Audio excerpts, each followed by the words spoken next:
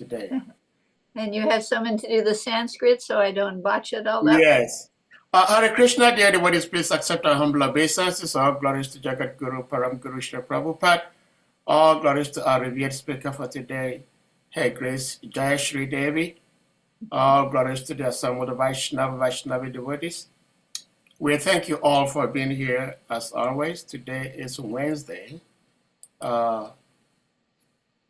I heard something from one instructor some time ago. It says, if you want to buy something like a vehicle, if you are able to buy a vehicle that was completed on Wednesday, that is likely going to last you a very long time, because Wednesdays are very effective days for people to work, either using their physical strength or using their brains. So today is Wednesday, and definitely we're going to be benefiting so much because we're going to be studying from Srimad Bhagavatam. And dear devotees, today, like I said, we have Her Grace JAYASRI Devi. I will give a little bit of introduction of her humble self later on after many devotees have joined. But for now, all I can say is that we are very fortunate to have JAYASRI Devi with us today. She is a direct Shri Prabhupada disciple. And Mother, what we do, it's just like a temple room setting of giving Srimad Bhagavatam class. Okay. So you saw Shri Prabhupada chant the Jaya Radha Madhava. Some devotees, even after Shri Prabhupada has chanted, also prefer to chant. And if you decide to chant the Jaya Radha Madhava, you may do so. Otherwise, we just go by Shri Prabhupada's Jaya Radha Madhava. Yeah. And then we put the verse on the screen, and then we chant the shlokas, the translation, and the purport. Usually the chanting of the shlokas, we do not let devotees repeat because it creates unpleasant echo. And then after the reading, you give your insights, and devotees may ask questions or share comments. We try to do it between 60 minutes to 1.5 hours, but reading and then Q&A. So, Hare Krishna, thank you so much, Mother. And so it's a very long purport. Yes, it has a very long purport. Very long purport. Yeah, so I'll put the verse on the screen, and by your grace and mercy, I will chant the shlokas, and then you take it from there. All right, sounds good. Thank you. Okay. Hare Krishna.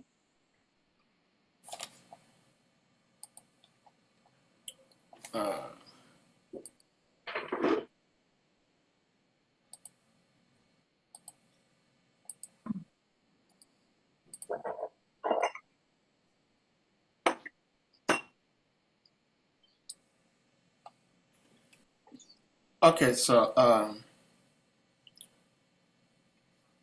Om Namo Bhagavate Vasudevaya, Om Namo Bhagavate Vasudevaya, Om Namo Bhagavate Vasudevaya. So we're reading from Srimad Bhagavatam, Canto 3, Chapter 9, text number 10. And it's going to be discussed by Her Grace Mother JAYASRI. I'm only reading the Sanskrit slokas.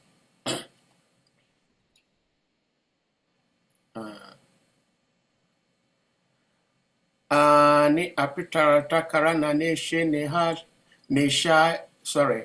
Ani apitarata karana neshe neshayana. Nana manurata yakshana bayanidra. Daiva ha tartara chanarisha yopi deva. Yusmat prasanga vimuka iha samsharanti. Ani apratarta karana nishayana. Nana manuratati yakshana bhaya Daiva atarta rachana rishayopi deva Yusmat prasanga vimuka iha samsaranti Ani apitarta karana neshe nishayana Nana manuratati yakshana bhaya Deva atarata rachana reshayo piteva Yusmat prasanga vimuka iha samsaranti.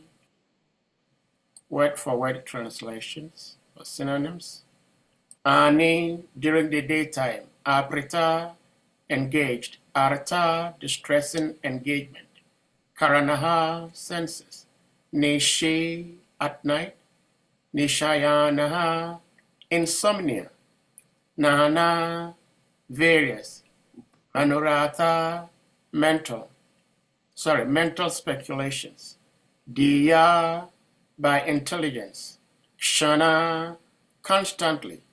Bangna, broken. Nidraha, sleep. Daiva, superhuman. Ahata artha, frustrated. Rachanaha, plans. Reshayaha, great sages. Api, also. Deva, O my Lord. Yusmat, your lordships. Prasanga, topic. Vimukha, turned against. Iha, in this material world. Samsaranti, to rotate. So Mother, you may take it from here. Okay, thank you very much. Hare Krishna, everyone. I don't see you, but I'm glad to have your association. Thank you for inviting me.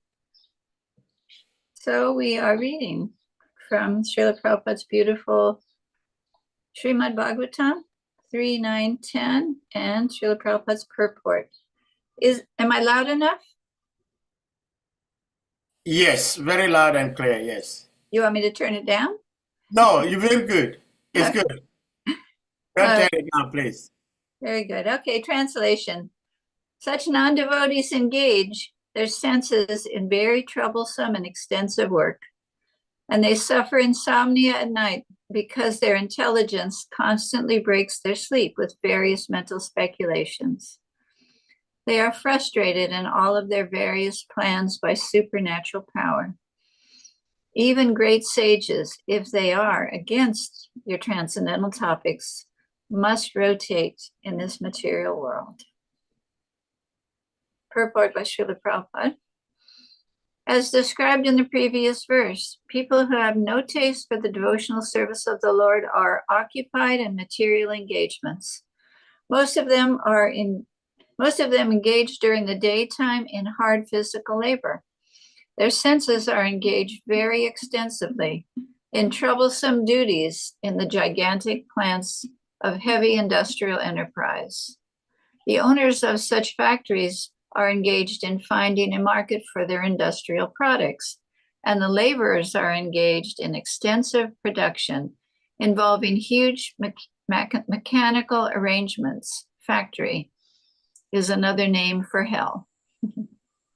At night, hellish engaged persons take advantage of wine and women to satisfy their tired senses, but they are not even able to have sound sleep because of their various mental speculative plans constantly interrupt their sleep.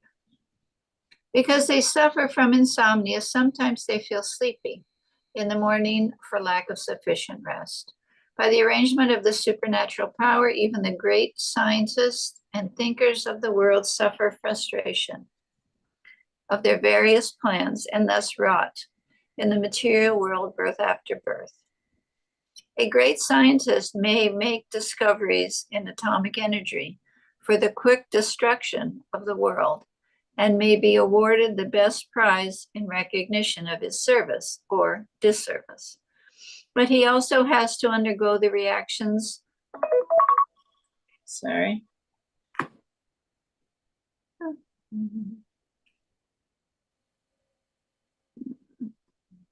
But he also has to undergo the reactions of his work by rotating in the cycle of repeated birth and deaths under the superhuman law of material nature. All of these people who are against the principles of devotional service are destined to rotate in this material world without fail. This verse particularly mentions that even sages who are adverse to the principles of devotional service to the Lord are also condemned to undergo the terms of material existence. Not only in this age, but formerly also, there were many sages who tried to invent their own systems of religion without reference to devotional service to the Supreme Lord. But there cannot be any religious principles without devotional service to the Lord. The Supreme Lord is the leader of the entire range of living entities, and no one can be equal or greater to him. Even the Lord's impersonal feature and all-pervading localized feature cannot be on an equal level of the Supreme Personality of Godhead. Therefore, there cannot be any religion or system of genuine philosophy for the advancement of the living entity without the principle of devotional service.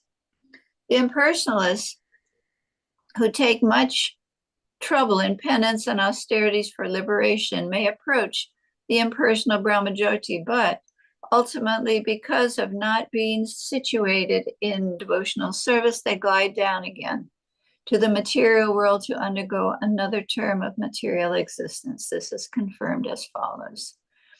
Persons who are falsely under the impression of being liberated without devotional service to the Lord may reach the goal of the Brahmajyoti, but because of their impure consciousness and for want of shelter in the Vaikuntha lokas, such so-called liberated persons fall down into the material existence. 10:232. Therefore, no one can manufacture any system of religion without the principle of devotional service to the Lord. As we find in the 6th canto of the Srimad Bhagavatam, the initiator of religious principles is the Lord himself. In the Bhagavad Gita also, we find that the Lord condemns all forms of religion other than that which entails the process of surrendering unto the Supreme. Any system which leads one to devotional service to the Lord and nothing else is actually religion or philosophy. In the 6th canto, we find the following statements of Yamaraj, the controller of all unfaithful living entities. The principles of religion are initiated by the Supreme Personality of Godhead, and no one else, including the sages and the demigods, can manufacture any such principles. Since even great sages and demigods are unauthorized to inaugurate such principles of religion, what to speak of others? The so-called mystics, demons, human beings, Vidyaharas, the Chandaras, living in the lower planets, 12 personalities, Brahma, Narada, Lord Shiva, Kumara, Kapila, Manu, Prahlad Maharaj, Janaka Maharaj, Bhishma, Bali, Sukadev Goswami, and Yamaraj are agents of the Lord authorized to speak and propagate the principles of religion. Bhagavatam 6:3, 19, and 21.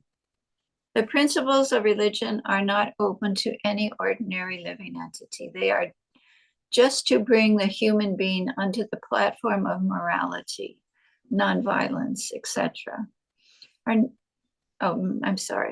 Nonviolence, etc. are necessary for misguided persons because unless one is moral and nonviolent, one cannot understand the principles of religion.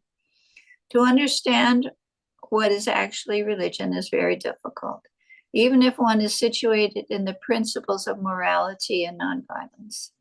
It is very confidential because as soon as one is conversant with the real principles of religion, he is at once liberated to the eternal life of bliss and knowledge.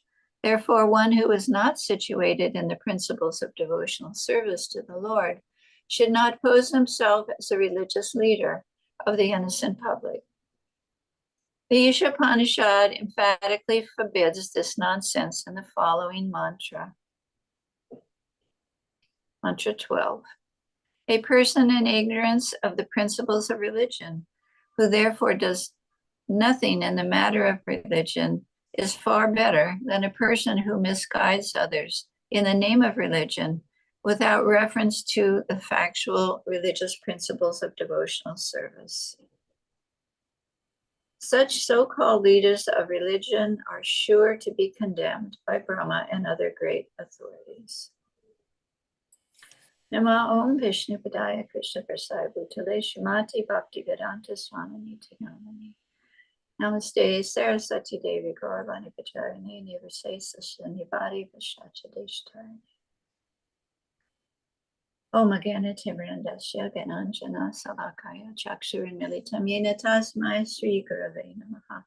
We're born in the darkness of ignorance, but our spiritual master kindly opening our eyes with the torchlight of knowledge. So we offer our respectful and humble obeisances unto the lotus feet of such spiritual masters. This is a very long purport, and there's so many points you could speak on. So I'm just going to speak on a few. So Prabhupada says, as described in the previous verse, people who have no taste for the devotional service of the Lord are occupied in material engagements. Most of them engage during the daytime in hard physical labor.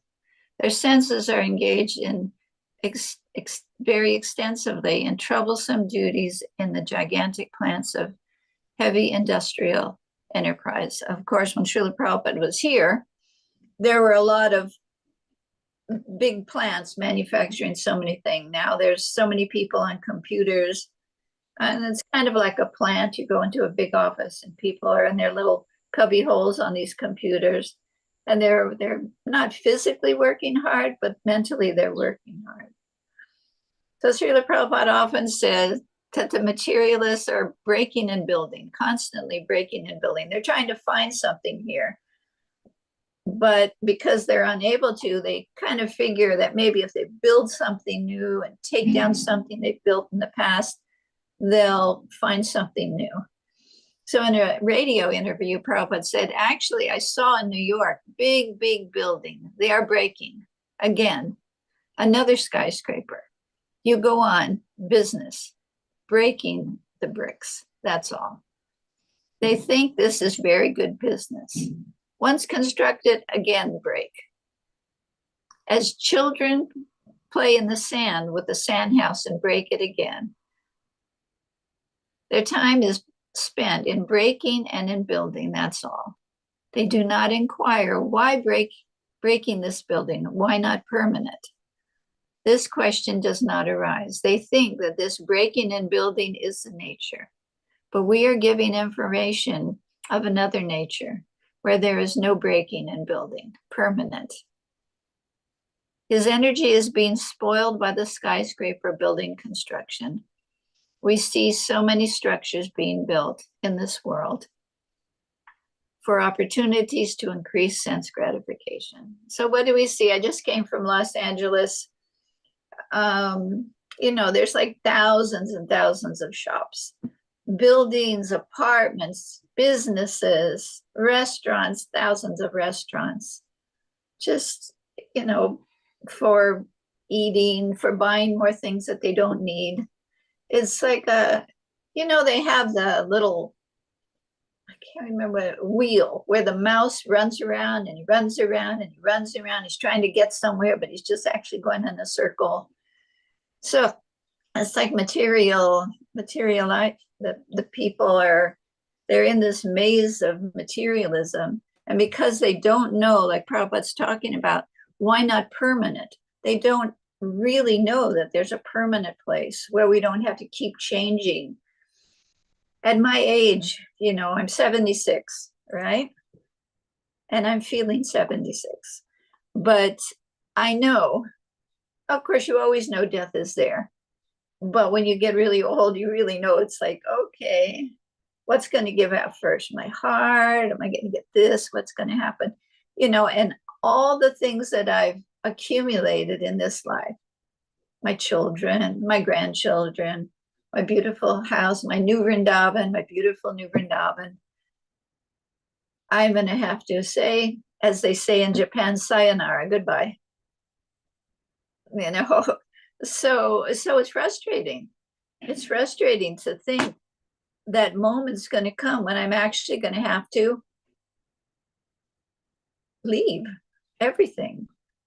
So, but for me, I know I have a future, and I know that there is a permanent place. I may not make it there in this life, which is fine.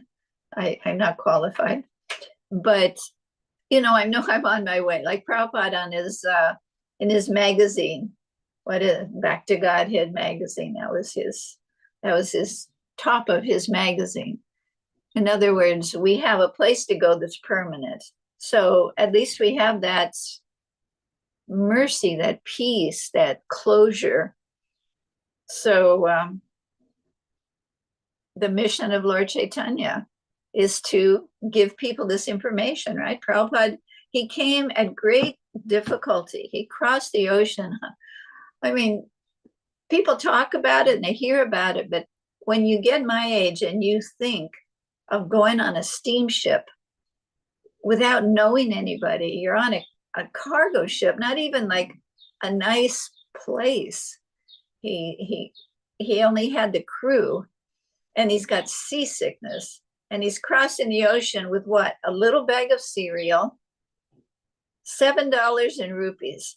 $7 in rupees. I wouldn't even go into town with only $7. I have to have my credit card. I have to have, I have some money. I have some money in my purse. Prabhupada came across the ocean at such an old age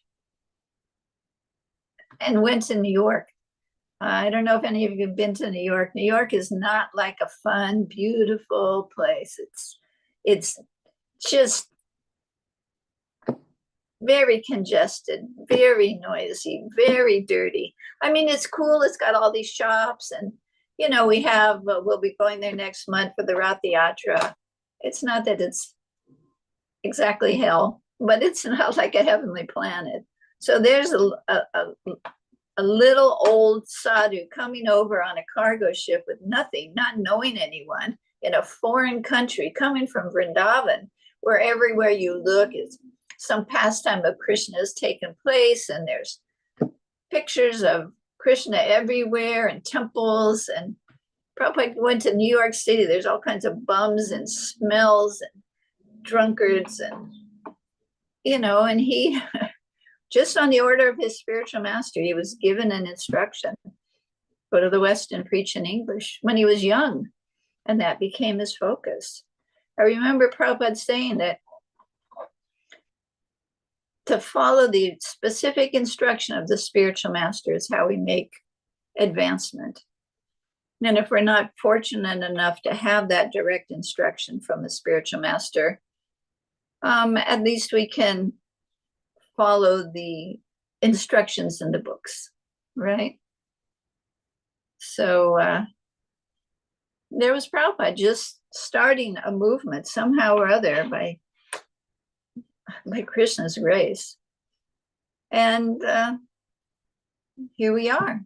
Here we are like 50 years later with a whole world of Krishna consciousness, right? Oh, I don't want to go to this temple. I don't want to go there. Oh, I can go, let's see.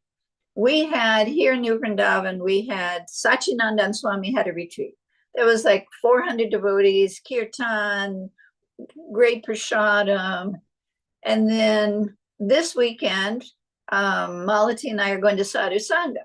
4,000 devotees there. It's, nothing, best prasadam you'll ever want. A great association, wonderful kirtan. And then What's after New York? Rath Yatra. It's like there's so many places to go. Okay, so not all of us are in a position to go anywhere. I was really sick like 3 years ago. I thought I was checking out. That's, this time I thought I was the end. So I went to LA and stayed with my oldest son. And I was away from the temple. I lived in New Vrindavan for like 42 years. I love New Vrindavan. And here, the temple's here. I've got devotees here, upstairs, there, over there. We have birthday parties, festivals, kirtans. It's just like party central for a devotee. We have great prasadam too. But there I was in LA, 15 minutes by car from the temple. So what did I have? I had YouTube, I had Mayapur TV, I had books. It's like when we first started, we didn't have any books. Prabhupada had gotten the little Macmillan book. That was the Bhagavad Gita. The other books weren't in print. The Back to Godhead magazine, I actually have one here somewhere. It was just like black and white paper, nothing, just like mimeographed, not like all colorful and far out like it is now. But we had Prabhupada and there was a mission. So that was our festivity. So don't be discouraged if you don't have a way to do a lot of things. Whatever you have, just a book and just chant, not just chanting, but chanting. It's such good fortune. We're so fortunate. We have been given a process to make our way out of this material world. Here in the Prabhupada's purport, he talks about being pious. All right, so here we are, rebellious souls. We don't know what's to be done and what's not to be done. So wherever we're starting at, Prabhupada said, you make the best use of a bad bargain, right? We're not saints. We're not in the mode of goodness yet. We're not pure, but we have a process, and that's what we're doing here. We are engaged in devotional service to cleanse our heart of all the dust accumulated for years together and extinguish the fire of conditional life, of repeated birth and death. We have an opportunity. We have our japa beads, right? We have our books. We have our classes. We have association. And association doesn't mean we're sitting down with someone eating pizza. Hey, I see this and I saw that. And wow, look at that girl. She's got cool sari on. Association means we're talking about Krishna. We're enlivening one another in our devotional service. Sure, we're going to talk Brahmikatha. We're going to talk mundane talk. That's our nature. But we're making some progress. So this is one of my favorite verses in the Srimad Bhagavatam. It's chapter 1, it's text number 10. This is the rishis in Naimisharanya. And they're talking about this difficult age. O learned one, in this iron age of Kali, men almost always have short lives, right? They're quarrelsome. All the time people are quarrelsome, lazy, misguided, unlucky, and above all, always disturbed.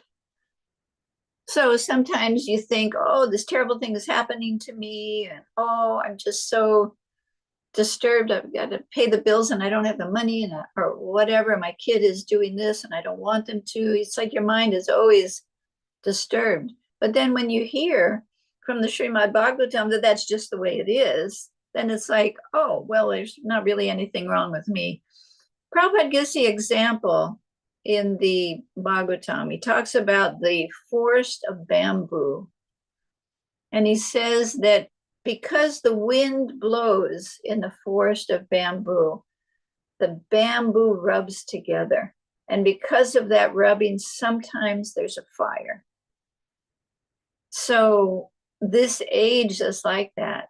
We don't want to argue with people. We don't want to fight with family members. We don't want to fight with our boss or our neighbor.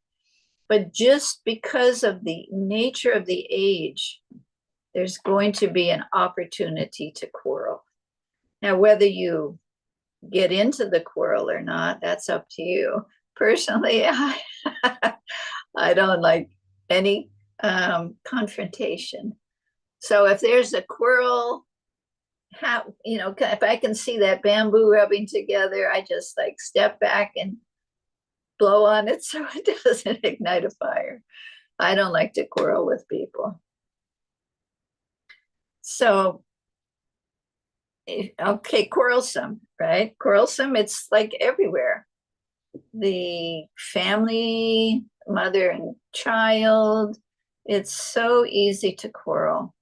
And then you see people, because of the false ego and the contamination of the soul, thinking that we're God, basically, or the number one or the best or whatever, that tendency to want to win the quarrel or get to the point of actually physically fighting with somebody, or, I mean, for the materialists, even killing people, right? When I was at my son's house, he was going through, I guess, Netflix or something, and he stopped on this one called The American Gangster. Denzel Washington, watched like 10 minutes of it, and it was like horrifying. Here's this guy, he's a gangster in, I guess, New York, and they're just like killing people just for money, for drugs, for whatever. It's like, that's pretty extreme. That's pretty extreme. So I was trying to go through misguided, right? What is it? Quarrelsome, lazy. People are very lazy in this age. What do? They're not so much in factories as they were, but they're in an office or whatever work they're doing in the daytime. 90% of the people are going home and sitting on a couch, clicking on the TV, watching the movies. It's like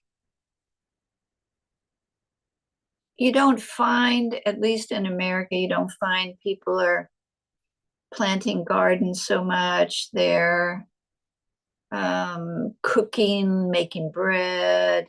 It's quick. Go to the grocery store, get a quick frozen dinner, go out to eat. There's a million restaurants in America. Lazy. It's a type of laziness. So they're misguided. What is their guru? AI. AI is the new guru, right? So they're learning from the TV, they're learning from the commercials, they're learning from people in school that are not necessarily well situated on certain levels. Of course, there's knowledge. You're going to learn to be a doctor, you got to learn about the anatomy. I don't think that's what misguided means. I think it means that you don't have good ultimate direction to find out that permanent place within our realm of life. They're unlucky. People have bad karma, a lot of bad karma in this world, and they're always disturbed, right? Who can say they're not disturbed? And especially the materialists, not knowing that there's a way out of the quarreling, the bickering, the hard times, the bad karma. They don't know. So they're always disturbed. And what is the result in this age of the disturbance? Wine, drugs, right? And pills, because they need a way to become numb, because they're so frustrated and they don't have a shelter. So Prabhupada, his mission and Lord Chaitanya's mission is to help heal the conditioned soul, to give them a path, an alternative to this materialistic way of life, because they're not happy and they're not going anywhere. They're just going around in the cycle of birth and death. So in the Shikshastika, Lord Chaitanya, glory to the Sri Krishna Sankirtan, which cleanses the heart of all the dust accumulated for years and extinguishes the fire of conditional life, of repeated birth and death. The Sankirtan movement is the prime benediction for humanity at large because it spreads the rays of the benediction moon. It is the life of all transcendental knowledge. It increases the ocean of transcendental bliss and enables us to fully taste the nectar for which we are always anxious. That nectar is what people are looking for because they're spirit. They're not this body. I mean, fortunately, we're not this body with all these muscles and bones and blood and arthritis and cancers and all these different things that happen to this body and mind. Fortunately, we're not this body. But people don't know that. They are identifying solely and wholly with this body, which is kind of sad. So Prabhupada came with nothing but his books and the holy name, and he had a mission. And he came to America and he started a revolution. Prabhupada was very powerful. I had the opportunity to try on Prabhupada's coat that he had when he was working as a chemist. Govindadasi had it. So I was sewing the saffron coat that you see in pictures with Prabhupada. I actually sewed that coat. So to make it fit, I tried on his coat that he had when he was working as a chemist. So we're about the same size. So I'm not very tall. I'm 5'4". So Prabhupada was about that tall. So not a big person, but with a big mission. It's such a powerful person. When Prabhupada spoke, it wasn't shallow. Like when we speak, we can talk about anything and it's very shallow. But when Srila Prabhupada spoke, it was very deep. Guru means heavy. When he said different things to me, like volumes of knowledge would go through my consciousness. So I could understand deeper what he was asking me or telling me. It was an amazing experience. So he wanted to start a movement, but he wanted it to be simple living and high thinking, right? New Vrindavan, he wanted to be let's see, I'll read it.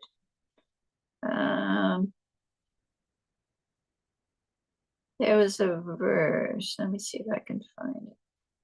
Prabhupada wanted New Vrindavan to be an example of simple living and high thinking.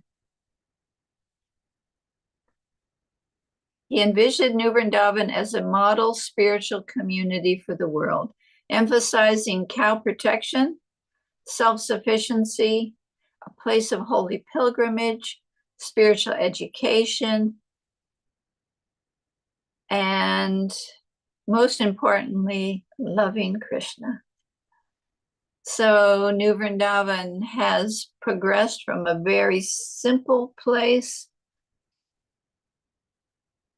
We haven't become self-sufficient, but we have become a place of pilgrimage.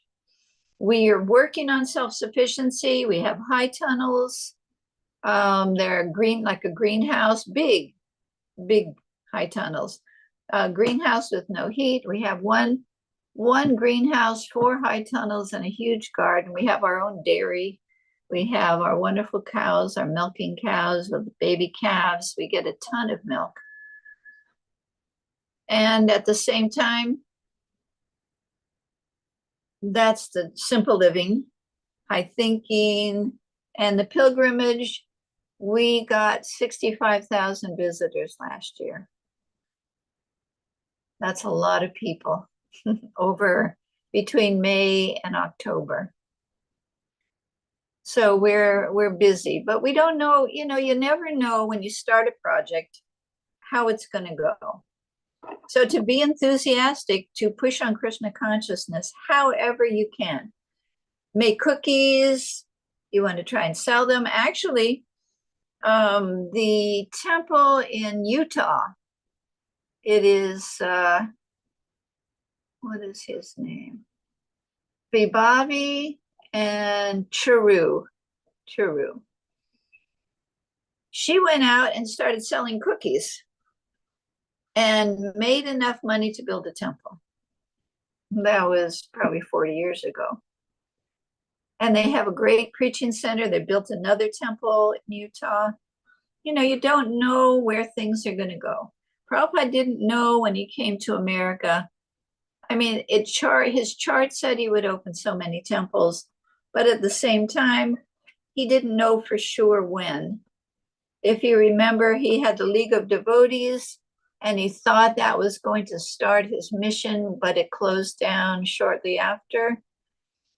So when he came to America, he wasn't, but he said, he prayed to Krishna in the harbor, "My dear Lord, I'm your puppet. You want to make me a success? You want to make me a failure? Totally up to you." That is surrender. A pure devotee surrenders to whatever Krishna wants to do with him. There was, we used to go to this place called the Rainbow Festival. Radhanath Swami, Chandramali Swami, you know, Bhatmalati, we'd go to the Rainbow Festival. And there was like 20 or 40,000 young people in a forest. And they were very meticulous to take care of the forest, not have no bottles or anything left when they finished. It was like a week long. It was called the Rainbow Festival. But there was one devotee there who never got initiated. Prabhupada told him not to move into the temple at the time because he was a musician, like he told George Harrison not to move into the temple. So this fellow's name was Fantuzzi. And one time he told me, he said, we have an old saying, trust in God, but tie your camel. In other words, you have to be practical. Although you feel God's protecting you, you still have to be practical. So Prabhupada was practical. He didn't know if his mission in America was going to be successful. So he would go to the office where the boats were coming in and leaving and just checking the schedule. And his prayers to Krishna, if you want to make me a success or failure, I'm yours. I'm your puppet. Make me dance. So it's a certain attitude of devotion that we're trying to develop here. And by hearing from the great souls, we can actually develop that deep understanding of, it's not so much what we offer. Like we may think if we make a special kind of cake, it's going to be better than someone who doesn't know how to make a cake and they offer it. But it's not necessarily true. I was having a discussion with Prabhuji, and he brought up the example of Vidura's wife. She offered the banana peel instead of the banana, but with her devotion, he accepted that. And if you remember Duryodhana, he made all kinds of elaborate offerings for Krishna, food, all kinds of things. And Krishna wouldn't even stop and look at it. He went right to Vidura's house, and all he got was a banana peel. But he was totally satisfied. So Krishna is looking for the intent behind the service. Not so much the expertise as the intent. But at the same time, Prabhupada wanted things done first class.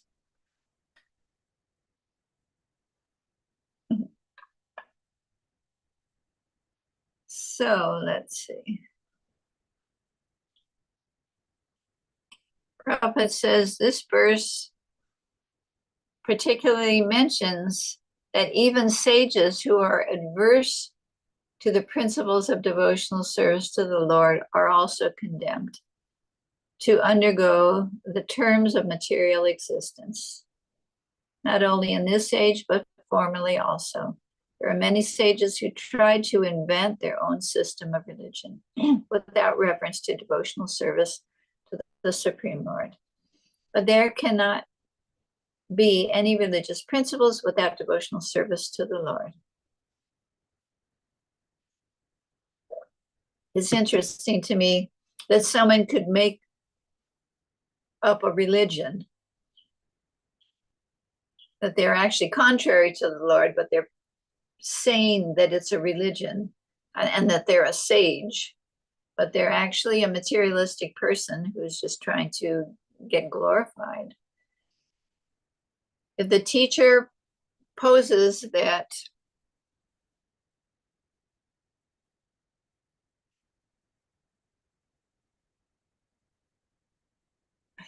there's those kind of people that don't include God, and then there's the materialistic person who has a religious outlook, but is using that position to make themselves famous, to make themselves wealthy. We hear of some modern day teachers, they're driving around in fancy cars, they have a Learjet, they have mansions, the people are giving money to them. Not exactly the example of anyone that we've heard of that is actually an advanced soul. The Goswamis lived under a different tree. They had nothing. Jesus had nothing. He was a beggar. His apostles had nothing. St. Francis had nothing. Mother Teresa had nothing. You know, the example is not that we put forth even a bona fide religion and become a wealthy, famous person. It's actually not to our advantage.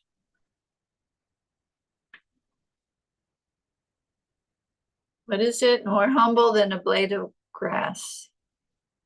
Lord Chaitanya said he didn't want the name, the fame. He didn't want disciples. He didn't want followers. He didn't want beautiful women. So those are our, I mean, he didn't give us much teaching. It's not like he wrote volumes of books. He left the verses of the Shikshastika and his teachings throughout his life. So we want to be careful that we don't endeavor, that we don't think our ISKCON and our service is so we can endeavor to become a famous devotee, right? Or wealthy devotee, use Krishna's, because our movement has money, you know, it's not the goal. It's certainly not going to take us back to Godhead.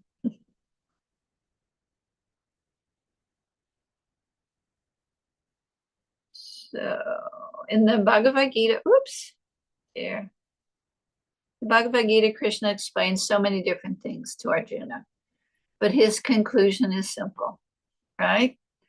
Chapter 18, text 66. Abandon all varieties of religion and just surrender unto me. I shall deliver you from all sinful reactions. Do not fear. That's the ending instruction in the Bhagavad Gita, right? Krishna's leaving it up to Arjuna. He's giving him all this knowledge, but he's leaving it up to Arjuna, that Arjuna should surrender to him and let him take care of things. So that's basically what we're doing. I remember reading, and I can't quote from where, if one even once says to Lord Ramachandra, my dear Lord, from this day on, I'm yours, that Lord Ramachandra will take charge. We don't know, we see, but at the same time, we do see. We're kind of ignorant. Our eyes are covered over, you know, we're not very clear souls yet. It always amazes me how things go. Like Malati was talking this morning, you know, she was one of the people in France in the beginning.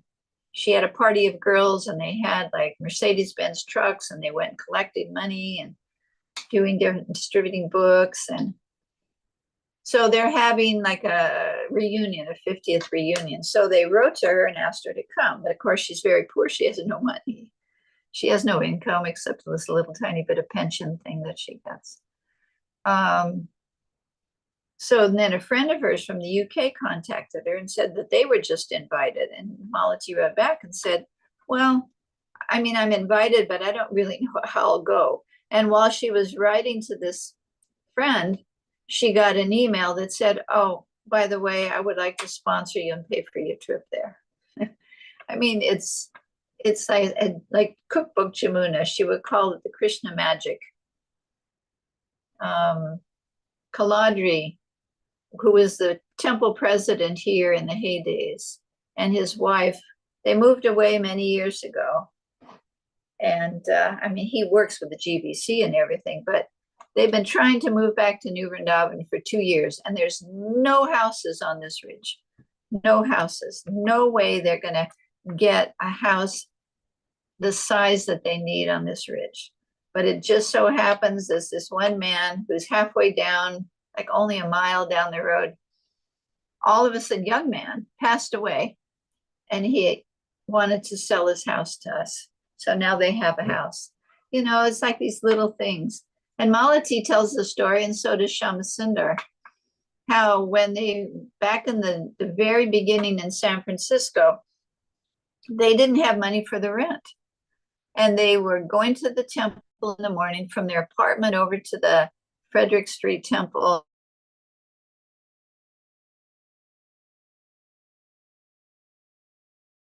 Empty streets, and all of a sudden these $100 bills started flying down the street right where they were, right to them.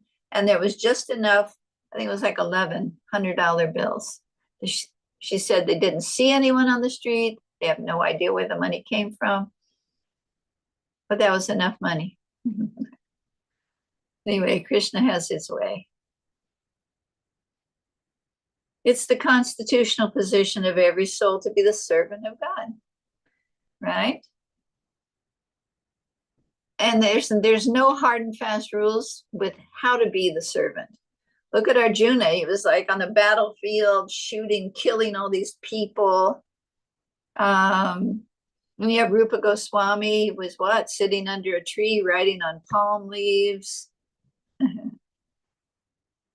The gopis were dancing with Krishna. Mother Yasoda was binding Krishna with ropes. And then you have someone who's a pujari doing service in the temple, and someone else is out on the street, you know, with the karmis trying to sell books. There's really no hard and fast rules or a specific way. It's just according to so many things, instruction from your spiritual master, or what you have a tendency to do or an ability to do. I know Radhanath Maharaj was terrible at book distribution. He just could not do it. And he told me one time, he said, they had him weeding one time. Weeding, pulling out, killing the weeds. And it was really painful for him to be killing all these living entities. So he was just chanting to them as he pulled them out. Anyway, everyone's got a different nature. And we, you know, do the best we can with what facility Krishna gives us. I feel sorry for the materialistic people because they're suffering.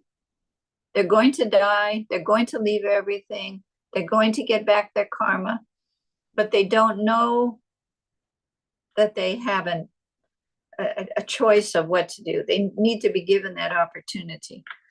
And this one beautiful poem of Bhaktivinoda Thakur. It's just so meaningful. It's called The Jiva Soul. Alas for those who spend their days in festive mirror and joy. The dazzling, deadly liquid forms their hearts forever employ. In other words, they're the materialistic people. They're going out at night and they're trying to have fun, and all kinds of movies and carnivals, and the shining bottles charm their eyes and draw their hearts' embrace. The slaves of wine can never rise from what we call disgrace.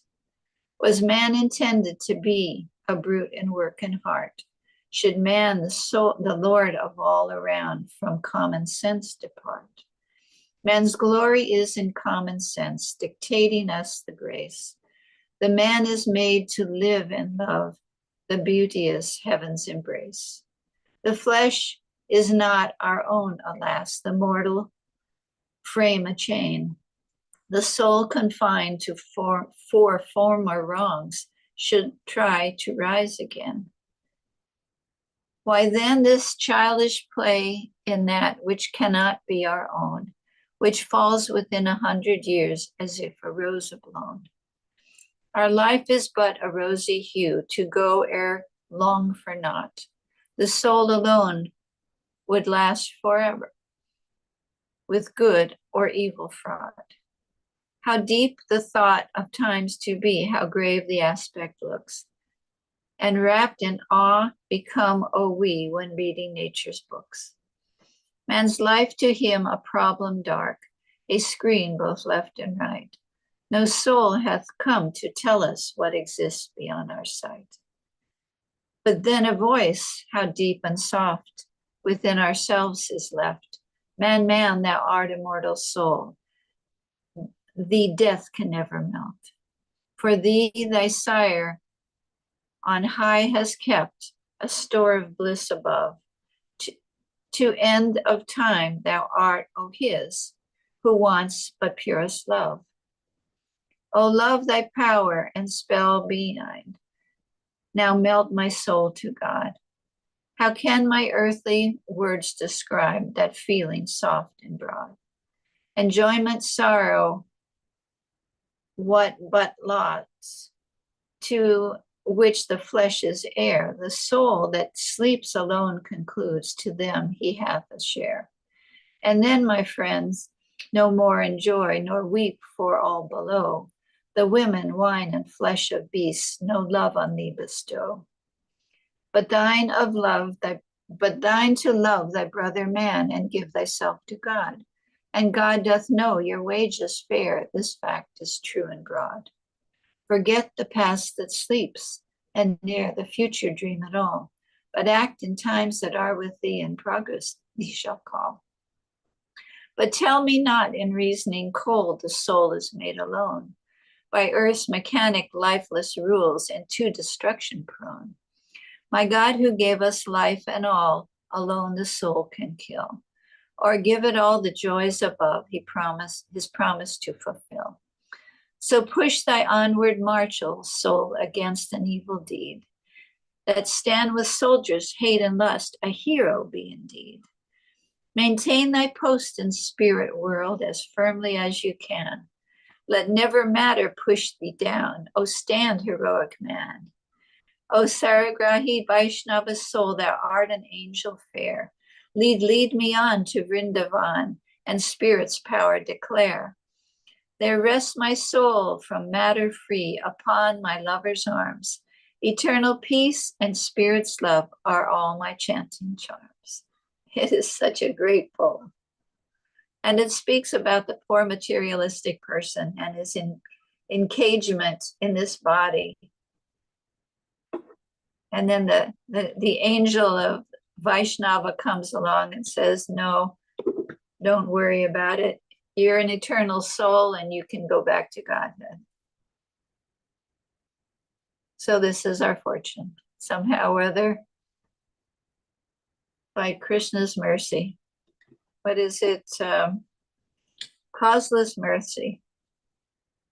We've become in the path of devotional service and the great souls. So we be patient, we do our best, and we go forward and rise what is it? What is the? Oh, rise, heroic man. So push against thy onward march, O soul, against an evil deed that stands with soldiers' hate and lust, a hero be indeed. So that's us. We have a fight. We have a fight to find our actual place in life as spirit souls and to stand as heroes in our service to Krishna. And when we fall down, we get up and keep on going. All right, I think that's an hour and 5 minutes. Hope I didn't lose everyone. Hare Krishna. Thank you so much, Mother. And we also want to formally recognize the presence of Her Grace Mother Malati Devi with us today.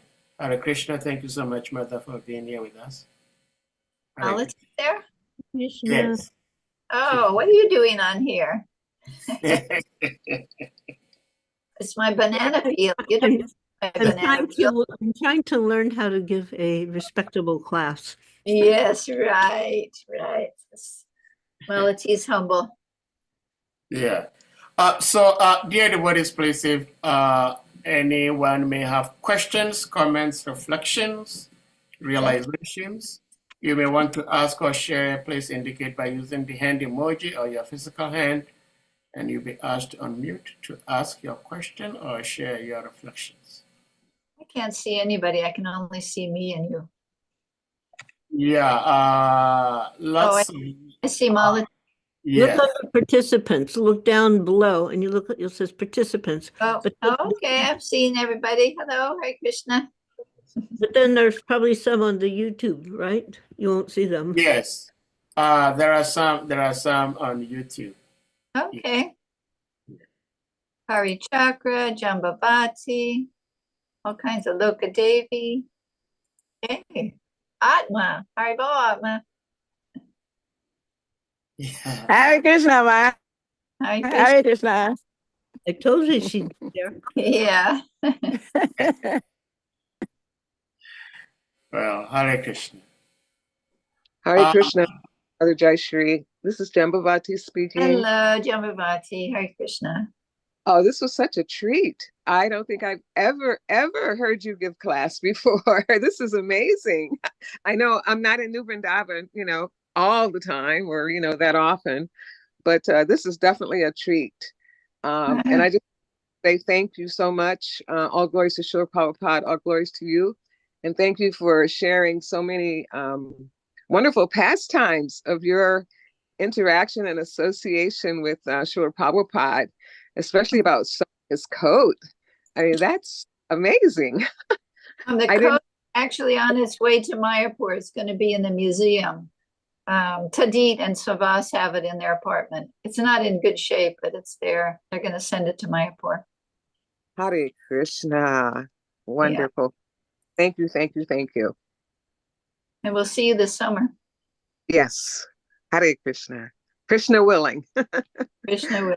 That's true. Oh, Jai. So, Mother, you're coming to Gitanagari next month? What's happening in Gitanagari?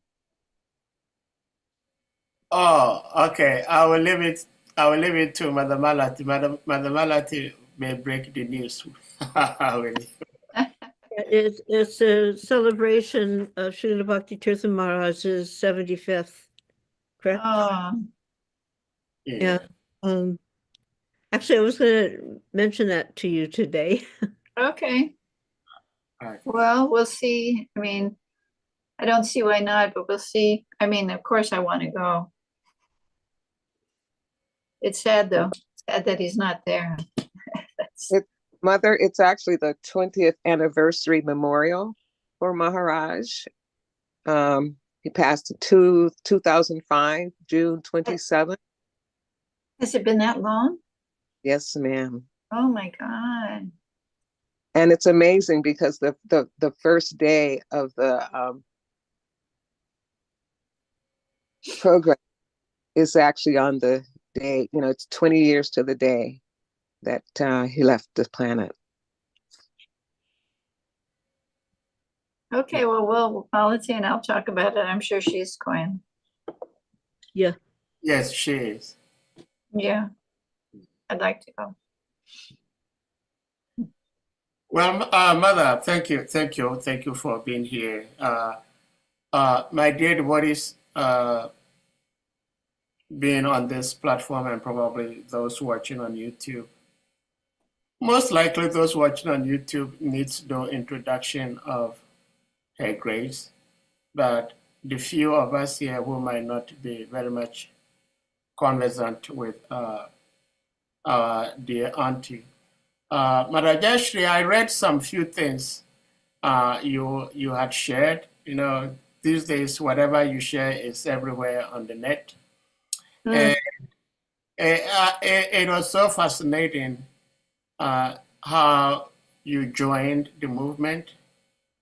You were living where I think Hawaii at the time. I'm And- from Hawaii. I was raised in Hawaii. Okay. I was And- living on the North Shore. Uh-huh. And it was in '69. That's a long time ago in Yeah. Vrindavan, I would say. And how you joined the devotees, and it's interesting how the brahmacharis, nobody wanted to talk to you. But here you are, and sharing these wonderful pastimes with us. But coming to the text itself, Mother, I have a question. The question is, Krishna says that he provides for his devotees. And you were sharing how Srila Prabhupada came to the West with nothing, but somehow Krishna blessed him and established Krishna consciousness all over the world. But we see in today's devotional service, sometimes, if not most times, it becomes very, very difficult caring for devotees. Even when Krishna knows that these devotees are doing everything they possibly can to serve me and the devotees. But Krishna does not rain these $100 bills, to help take care of the devotees. What do we need to do? That is just my question. What do we need to do for Krishna? Of course, I'm not trying to be too ungrateful that Krishna is not helping or intervening, but I think Krishna could do more. So what do we need to do for Krishna's intervention, raining down whatever we need to help us push on this wonderful movement Srila Prabhupada has created for us? Hare Krishna. Well, I wrote to Srila Prabhupada one time. I was just looking for the letter. I have the letter here. When I first moved into the temple, we had absolutely nothing in those days. And I was thinking I wanted to sew something. And all of a sudden, by the door, someone, I don't even know who or how they even knew we were there, brought a sewing basket with everything I needed. There was a couple of things that happened. So I wrote to Srila Prabhupada, and this was his reply. Regarding the things that Krishna is giving you, everything belongs to Krishna, and he is giving everything, even to the non-devotees, even to the animals who have no consciousness of Krishna. And what to speak of his devotee? Just like the father maintains all the children without any grudge, but the child who is very faithful to the order of the father is given specific care by the father. Similarly, Krishna being the father of all living entities, he is supplying the bare necessities of their life. But for his devotee, he has got special attention. So depend on Krishna, chant regularly Hare Krishna, and you will find that he is talking with you face to face. what to speak of supplying your necessities. This is a great science, and please try to understand it nicely. So, I mean, people are getting what they need according to Krishna's desire, their surrender. As one surrenders to me, Krishna rewards them accordingly. Everyone follows this path. Their karma, what Krishna is arranging for them. But at the same time, on our side, what is it? I mean, Prabhupada does mention it several times that only a few people I know actually follow, that one should give 50% of his earnings for Krishna consciousness. Okay, so we're not able to give 50%. Are we giving anything? You know, we're supposed to be helping propagate Krishna consciousness. And if that means taking care of another devotee, then that's propagating Krishna consciousness.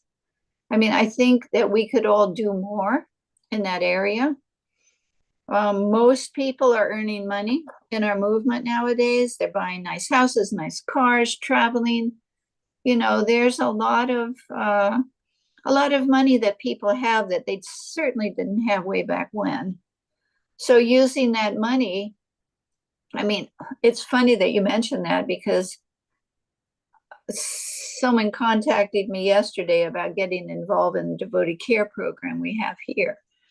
We have a devotee care program. Alachua has a devotee care program, and they're very vigilant. Their community is very vigilant, taking care of the people that are there.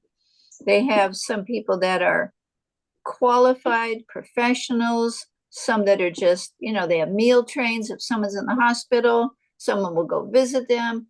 And they have a connection. I can't remember, devotee care. I think it's called devotee care. It used to be called devotee care. But they have a WhatsApp group. Oh, so-and-so got into an accident. Okay, how are they doing? What do they need? The husband needs food. Can someone drive? This, that. You know, we need to be active. New Vrindavan is trying to build an assisted living place, but it takes people with a service mentality, it takes money. And if we're all in our own little bubble, okay, I've got my devotional service, and now I'm just going to make as much money as I can so I can do this, this, and this, and I'm going to buy a new car, and I'm going to buy a new house, and it's all about me. I mean, the care for the devotees should be in there. If someone's making money, then part of their income should be used somehow, even if it's just individually, to help take care of people. And if I know there was a devotee that went away from our movement, and Prabhupada wrote to us in Hawaii, and he said, it's their fault that they left, but it's your fault that they left. Because in this particular case, this person was glorified beyond their actual ability. And so they started making offenses and they fell down. So they left. So if somehow or other someone isn't fortunate enough to have the association of the devotees in a difficult situation, if they haven't reached out, that's kind of on them.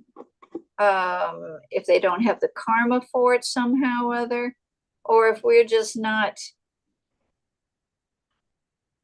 making the arrangements so that people have a place to reach out, which I think is what our organization, taking care of the devotees, for me anyway, is a big thing.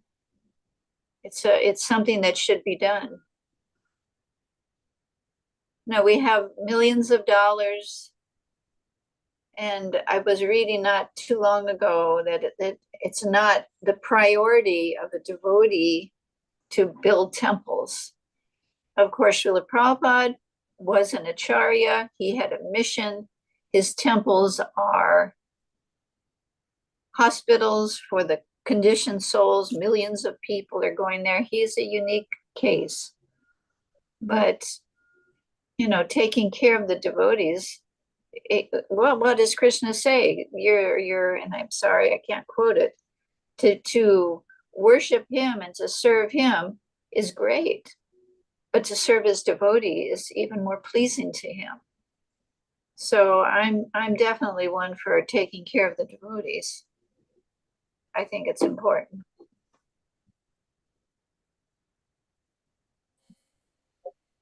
Well, thank you so much, Mother, for this response. I am tempted to say I want to remind you that, and I'm saying this with caution, saying remind, with all humility, please, that so many years ago, of course, I am from Africa. I'm from Ghana, which is a tropical region.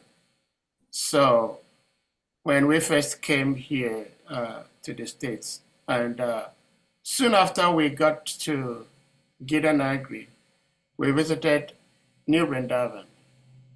And we cannot forget because you personally give us sweaters. I didn't know that time that you are very much keen to clothing, just like you're describing sewing for Srila Prabhupada. So this is part of the caring because you could tell that we needed sweater because we are not used to the cold weather.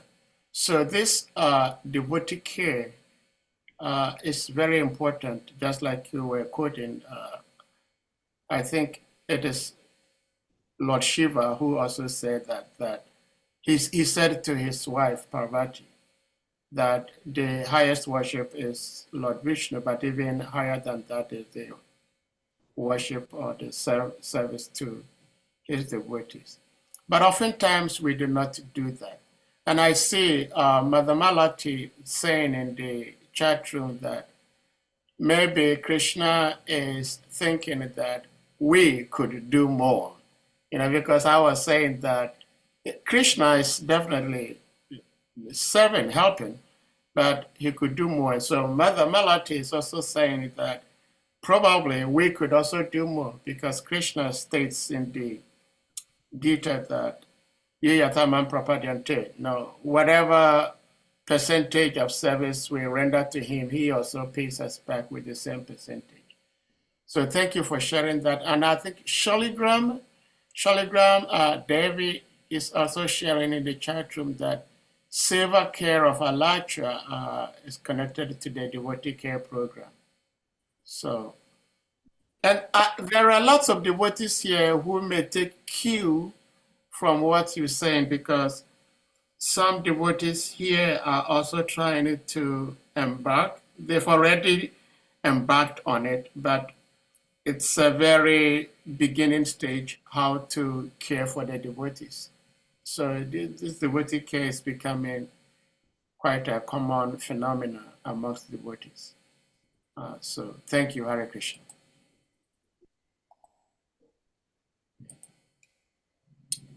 Anyone else with something to share or to ask, please? Mother Malati, since you're here, I'm sorry, I'm going to put you on the.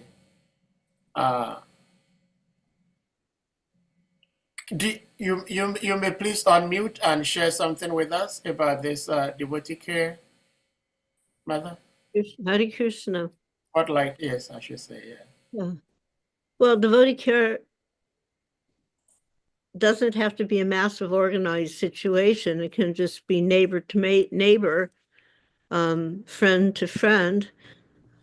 It doesn't necessarily have to come under a grand, a costly construction.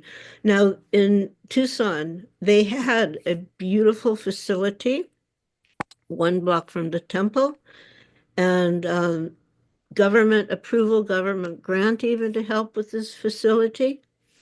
And the devotees who did go there were happy to be there.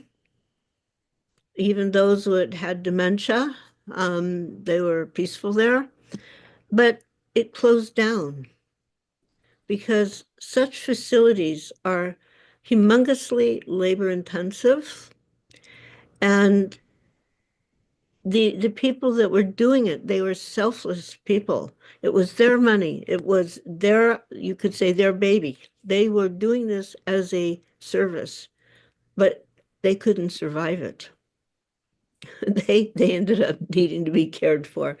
So it's really nice to say all these things, but you also have to be able to put your feet in the shoes and walk the talk. And most of us have not had a lot of experience in that type of situation. So all glories to the efforts, but keep it in mind, it can be no more than just reaching out to your neighbor. That's devotee care. I had an experience just a few days ago because I had been away and my car was here, but I wasn't. So then after some time I came back, and then a couple days later I got a phone call. Are you okay? Are you okay? Because they had seen that my car was there. Then they saw that the lights were out and they got concerned. Well, maybe I need something. Maybe something's happened to me. And I really appreciated that phone call because a little recently, we had a person leave their body, and it wasn't until almost 5 weeks later that it was discovered. And they lived in the apartments, and you could say so many reasons why it was like that, and you don't even want to know what it was like when he was discovered. And he's not the first devotee to leave their body down there, and nobody knew it until the birds were circling overhead. Just got to be, be interested in who you're living with. And if you don't see them for a while, check on them. That's devotee care too. Hare Krishna. Hare Krishna. Wow. Thank you so much for sharing this, Mother. I very well remember, quite unfortunately, about, say, this is May. I think sometime in August, October, we had to attend a funeral, and it was almost the same thing. This person had left the body for weeks, and nobody knew about it. So just picking the phone and checking on someone we claim to love is the beginning. So thank you. And as we're all listening, we probably will have to take this into action and try to do that. Madhavan Prabhu, please you may unmute. Hare Krishna. Hare Krishna. All grace unto your resources, Mother. Thank you for this very wonderful lecture you gave us. Just on this thing we are discussing now, being a brother speaker, checking on our neighbors. Yesterday I was discussing, there was an old classmate of mine. So I was asking somebody, we have not been hearing about this particular person. So the reply was that the person was very much self-centered. So people he said people don't invite him, people don't like him, and people don't want to interact with him. Even though he was very rich, comfortable, but people don't like interacting with him. So this type of attitude will cause it that someone will die in many days, nobody called, nobody noticed. So I think the thing is it's also on the other aspect also. Then devotees care, as I said, we have different categories of devotees, but the most ones that need care most are the ones that are completely renowned. That is, people taking care of our deities in the temple, or even the temple president. A lot of expenses is required. But some of us are also businessmen, having money. So we should be able to take care of ourselves. Then we should not those who are actually completely renowned, who are I'm just involved in taking care of the baby and not even having time to do some other things. He's going to go. That's just my position. Hare Krishna. Hare Krishna. You were breaking up at some points, but Mother Jayasri, did you get his comment? I didn't get anything. It was, Okay. sorry. Yeah, he was breaking up, but he was saying that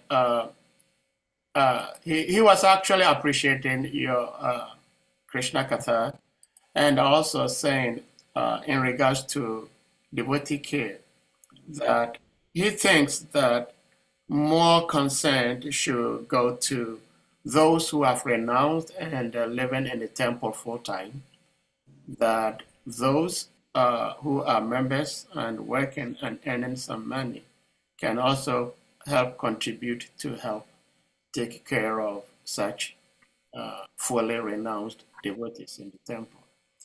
And those who may not be fully renounced in the temple should not assume that it is the responsibility of others to help take care of them. But if a help comes, that is fine. So in brief, he was saying that those living in temple should be properly taken care of. The thing is every temple is different. New Vrindavan has money. The people that live in the temple, many of them get money. Some don't take money, but the facility to make money here, like someone may be we have one girl, she's an amazing pujari, very dedicated. But we also have a guest lodge. She works and makes money in the guest lodge. Enough, a good amount of money. So every temple's a little different. New Vrindavan has a devotee care group that looks up what kind of free medical, who gives free medical around here. In other words, if someone comes new and they're living in the ashram, they can go to devotee care and find out, who can I go to for a dentist? Who can I go to for, I have a sore throat or whatever. So we do take care of the devotees on that level with our devotee care. But every temple is different. If someone gets really sick in a smaller temple, they probably just have to move out and you maybe even go home, because not every temple has the money that another temple might have. I think it's a little individual, although the care should certainly be there. Yeah. Well, Thank you. Thank you very much. I also mentioned someone the shop center and that participation like shop center. preaching center. Shop center. Like she mentioned that somebody was died almost 2-3 weeks before they go. So I tell some people when they live their life, they are self-centered. They are selfish. So people see don't like them. They don't communicate with them because of their attitude. Otherwise, why should someone die 2-3 days, nobody check on them before they end it? So it depends on the person's attitude also. Okay. Well, dear devotees, does anyone have something else to share? Somehow, this kata is kind of brought down to devotee care, which is not far away from the theme, but also not exactly the theme. But there is nothing unimportant talking about the devotee care. But any question, any comments, reflections? Hare Krishna. Srimad Varacharya, yes, please. My reaction here, I cannot raise my hand. So, please accept my humble obeisances, Mataji, all glories to the Prabhupada, all glories to the assembled devotees. Is my voice clear enough? Yeah, it's good enough. But yeah. Okay, fine. Yeah, so, of course, there are a lot that Mataji shared that I would really meditating on, and I wish I could deep, deep, dig deeper, but I'm leaving that to maybe another opportunity, especially about community building and how things started in a small way, and then without even knowing where it's going, the Krishna made it bigger, like Nobin Davan. So that is especially very inspiring. Hello, am I audible? Yes. Okay, fine. So now Yes, Mataji yes, you are. just said something. She just used a phrase which I've been asking devotees to learn how to use, and I'm very happy that our senior our senior mothers and uncles and they are using the right phrase. I've said it several times on this platform that no one lives in the temple. We live in the ashram. Only loafers will live in a church or in a temple. We live in the ashram, like the Catholics live in the monastery. And when you had mother speak, she said, those who live in the ashram. So we have to get used to using the right semantics. Otherwise, we get people confused about what is the purpose of being a devotee, living in the ashram.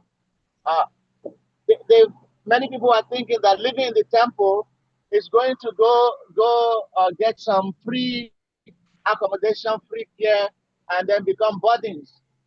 But then living the ashram means that you're becoming a priest. You want to live a priestly life. You want to dedicate your life to serving God.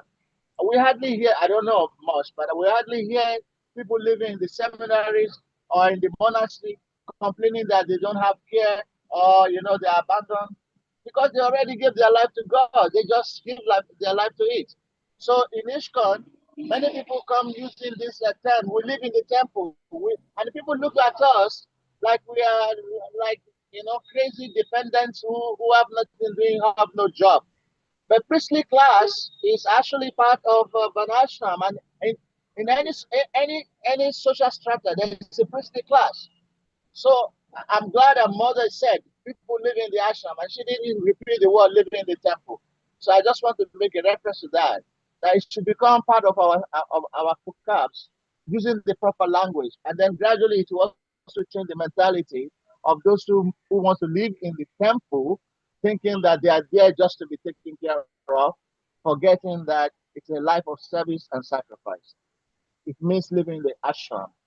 So thank you, Mataji, for being exemplary in everything and using the right words. For everything you said today is just true to the heart. I hope we have more opportunity to learn more from you. Hare Krishna. Thank you for your encouragement. Hare Krishna. Thank you, Shrimad Acharya Prabhu, for sharing that.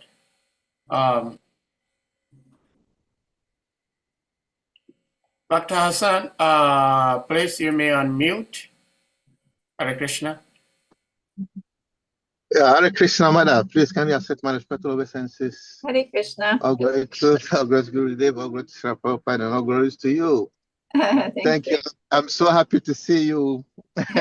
I see you all the time in the temple, but I never see you giving class before. So I'm so excited and happy to see you here. And I hope you'll be coming often to have share your nectar with us. I just want to thank you that I'm happy to see you here. Hare Krishna. Thank you for the encouragement. Hare Krishna, Mother. Hare Krishna.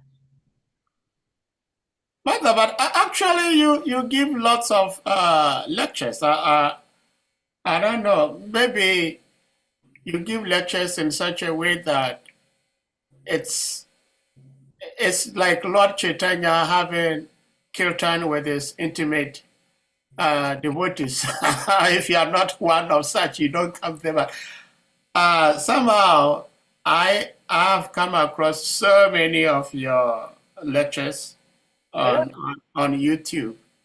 And there was a conversation you were also having with somebody that you're not going to be speaking as much as you used to. I do not want to know the reason, but just want devotees to know that you have series of lectures all over the place if people like to look into. And I've listened to some of them, and I've learned so much from them. Of course, being who you are and also your experience with Sri Prabhupada. But if there is one thing I would like to get from you as we've met here today, I would like to know if, I wouldn't say no, because I know a little bit, but not really know. But I would like you to share with us a little bit of your experience with Jagat Guru Srila Prabhupada. We've heard so many people. We've heard so many people say that Srila Prabhupada could just read through you. We've heard so many people say he was glowing. Some people say you couldn't hide anything from him. Some people say you just see him, you just love him. So if you may share some few experiences you had with Jagat Guru Srila Prabhupada with us, please. Hare Krishna. Well, all those things you said are true. I mean, Krishna made the arrangement. The temple had just opened in Hawaii. There were no devotees. There was no Hare Krishna in Hawaii. But Krishna put me with a devotee's mother by circumstance. Of course, I didn't know, and she didn't know what a devotee was or anything about Prabhupada. But I was living in the North Shore in Hawaii. I used to hitchhike to this. I had a little job, and I would come back and I would try and meditate and read. I was trying to find God. I was reading a impersonal Bhagavad Gita and the Bible and Buddhist teachings, and I was trying to find God, and everyone was giving me a different answer. Each teaching, this is God, this is God, this is God, but they were all saying different things. So I was really frustrated. So I laid down in my room and I prayed, my dear Lord, if you're here, please send me to somebody who knows you. And then I went on with my day. I would go to work for a few hours. I would come back. All I would do is read and meditate. I don't know what I was meditating on, but that's all I would do. I didn't go out with anybody. I didn't do anything. We were out in the country. There was, I would just take walks and stuff. And by that time, by Krishna's intervention, I was already following all the regulated principles. And so a few days later, I went to a bakery by some amazing circumstances. I went to a little tiny bakery in Sunset Beach. And there was a poster, like this size poster on a bakery window. And it had a man in a graveyard contemplating life. And it said, chant while you can. A.C. Bhaktivedanta Swami. And so I told my friend, wow, a Swami, take me there. So he took me there, and we drove up the driveway. There was an old Hawaiian house up on a hill, some cows and a windmill, and we drove up this dirt driveway. And I felt very apprehensive, very scared, but not scared, but just apprehensive. I turned around and looked up, and there was an older gentleman in saffron at the top of the stairs inviting us to come up. So Srila Prabhupada, there was nobody else there. It was the first time they'd ever left him alone. And he took us through the temple room, which was just a big empty room with some posters thumbtacked up on the wall. There was a wire across the room with some kind of sheet over it as a curtain. And he took us into his room. As I say, there was no Krishna consciousness, there no devotees. This was the first week Prabhupada had been there, and the temple, or maybe the first month. And so Prabhupada sat down at his desk, which was a piece of raw plywood with some bricks underneath. And he was effulgent. He was just a very effulgent person. And I was into Jesus.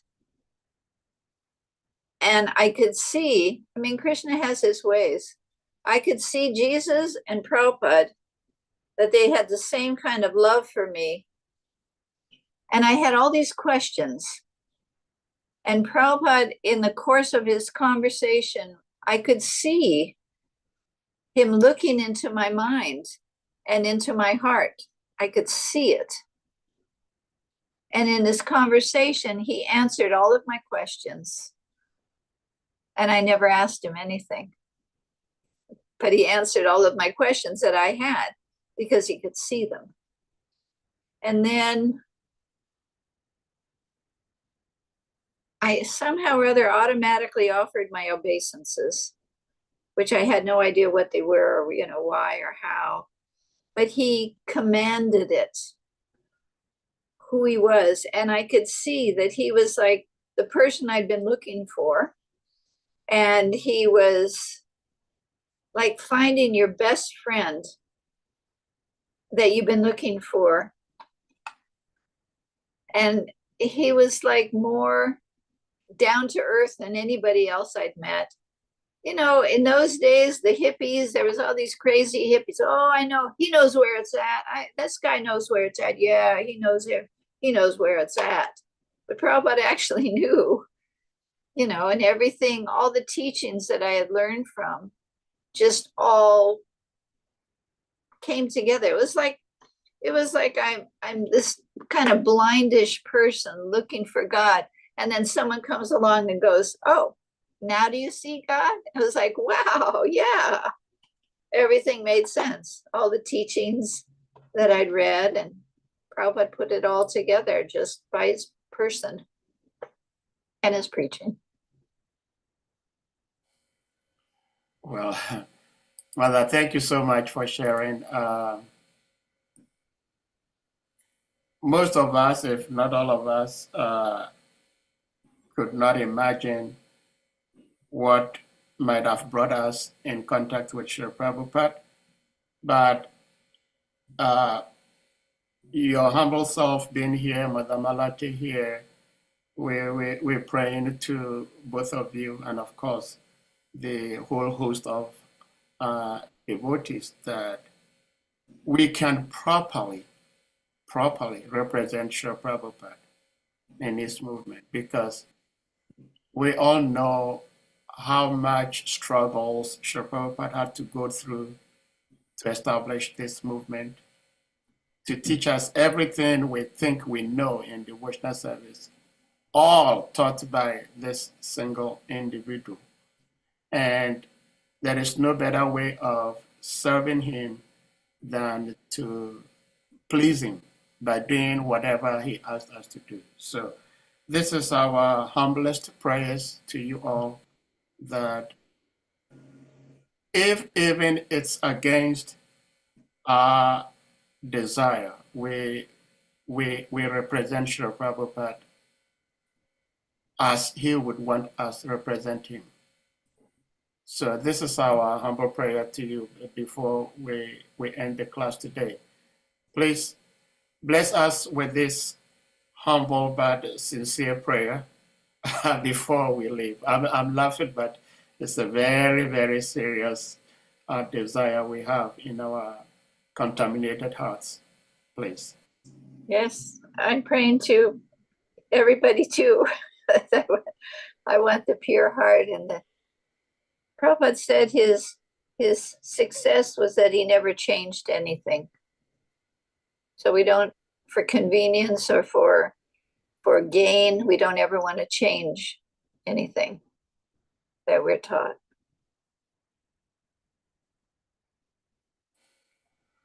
Well, thank you so much.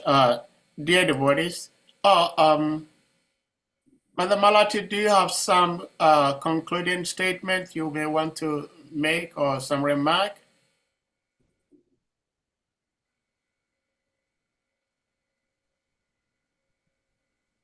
what can be said after hearing everything we've been hearing from Her Grace Jayasri Devi Dasi? No. So all I can say is chat while you can. All glories to Jayasri Devi Dasi and all glories to the assembled devotees. Jai. Hare Krishna. Malati is my biggest fan club. She's always encouraging me, fortunately. Yeah, I see the two of you to be more like Golden Nitai. Actually, Radhanath Maharaj said Krishna Balaram. Oh, Krishna Balaram, okay. It was a long time. Well, same people. That Yeah, was, Krishna Balaram. yes. Anybody can hallucinate anything. Jai, Jai, Jai, Jai. So, dear devotees, please, we're going to humbly request you all to kindly unmute yourselves and, if possible, for just a minute, turn on your cameras and we all chant Hare Krishna Mahamantra to express our deepest appreciation to our revered Auntie, Her Grace Jayasri Devi, for sharing her love and wisdom with us today. Hare Krishna. Hare Krishna. Jai. Hare Hare Krishna. Hare Krishna. Hare Krishna. Hare Krishna. Hare Hare Rama. Hare Hare Rama. Hare Hare Rama. Hare Hare. Hare Hare. Ucha Kampantare